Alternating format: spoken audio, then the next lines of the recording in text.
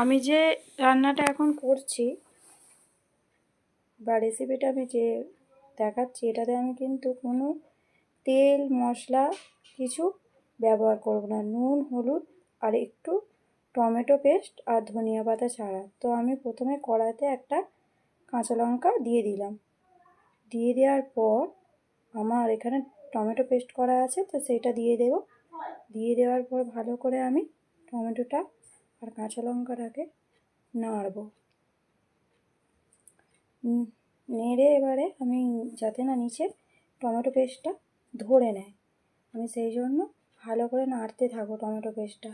আর tomato পেস্টটা যদি না আমি ভালো করে ভাজা ভাজা করি, তার একটু কাঁচা গন্ধ বেরোতে পারে।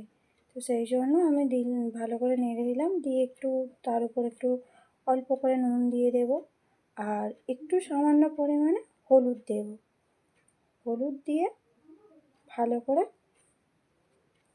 কাঁচা লঙ্কা, টমেটো পেস্ট, নুন, হলুদ দিয়ে ভালো করে আমি কষাবো মশলাটাকে। কষানোর পর দেখো আমি তারপরে আগে দিয়ে মটর আর আলু সিদ্ধ করে রেখেছিলাম। তো এইবারে মশলাটাকে ভালো করে নাড়াচাড়া হয়ে গেলে আমি এবারে মটর আর আলু সেদ্ধটাকে দিয়ে দেব। দিয়ে দেওয়ার পর আমি সিদ্ধ করা যেহেতু, সেই জন্য বেশি নাড়ব না, অল্প পরিমাণে একটু নেড়ে আমি জলটাকে উষ্ণ গরম করে রেখে দিয়েছিলাম আগে দিয়ে।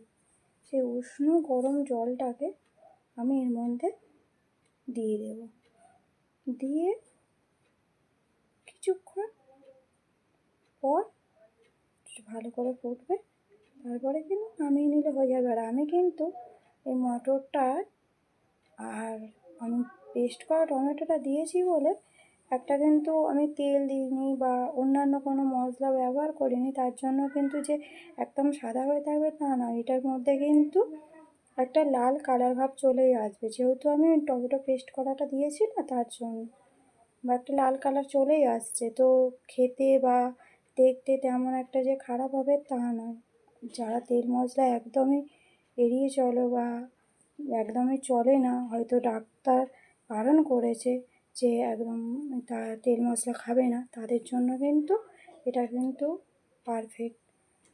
তো আমারও একটা বাড়িতে প্রবলেম আছে বলে আমি কিন্তু এই তেল মশলাটাকে এড়িয়েই চলি।